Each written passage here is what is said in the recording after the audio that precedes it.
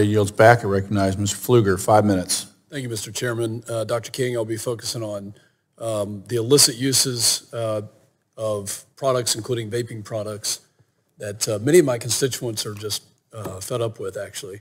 I think it is incumbent that the FDA urgently address the regulatory challenges in the tobacco industry, and I think that immediate action is needed for compliant tobacco products to be sold.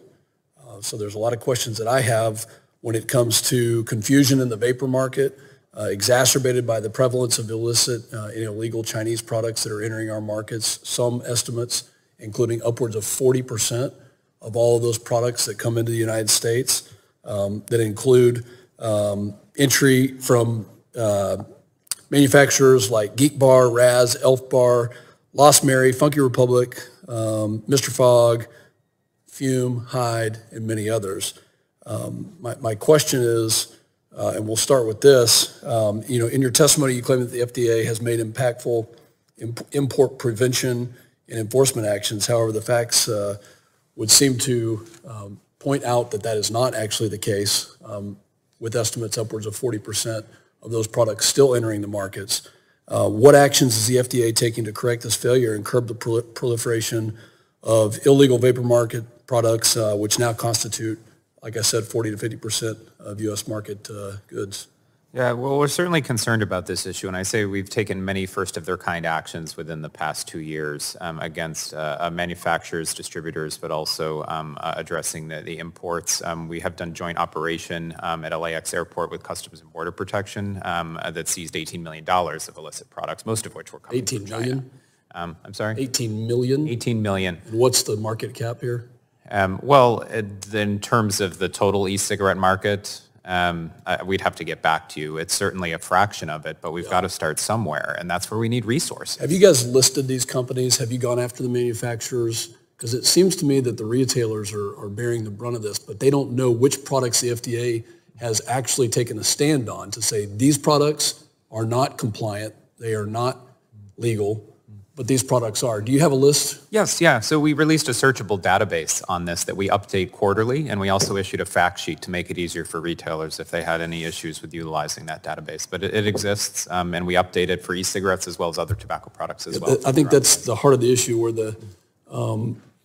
the friction point is that our folks, our retailers, don't believe that that is actually published, that there is actually not an FDA approved list or an FDA non-compliant list that they can look at and see that there are still a very high quantity and volume of illicit Chinese materials moving in. Let me move to the next question.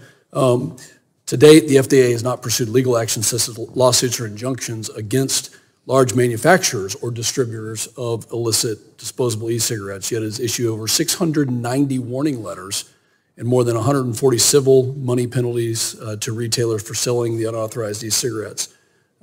Why has the FDA focused its enforcement efforts primarily on retailers rather than the manufacturers? Well, we haven't. We take a comprehensive approach, and we've taken action against manufacturers, distributors, importers, and also retailers. But a comprehensive approach is key, and that does include retailers at the point of sale as well. But they're not the only focus.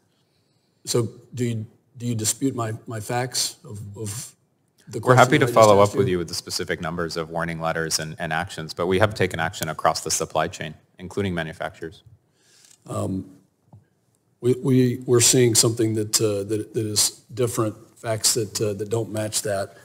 How are you going to prevent illicit Chinese materials, specifically when it comes to e-cigarettes or vaping products, from entering the U.S. market? Yeah, so, and just to go back, so we've issued 800 warning letters to manufacturers and 65 civil money penalties, all e-cigarette manufacturers. So we're happy to follow up with those stats. In terms of future action, I agree with you completely. There's opportunity for more. And I think the critical components are bringing everyone to the table, including those involved in the task force, including Customs and Border, which has authorities in this space, Department of Justice, But also we need more resources if we want to ramp up activity. And that's Have you heard from retailers the questions that I'm asking you, the complaints? Yes, I regularly engage with retailers. I'm actually giving a talk in Illinois with a retailer association later this week, and I travel frequently. And So you hear the frustration from them that kids are being harmed and that revenues are going to the Chinese Communist Party? This is one item that has been raised. There's also a positive feedback as well. It's not all negative, but it's certainly heard, and we're happy to continue to engage to identify best ways to inform the retail sector. They're a key stakeholder of ours, and they will continue to be. We will continue to do oversight on this. Mr. Chairman, thank you.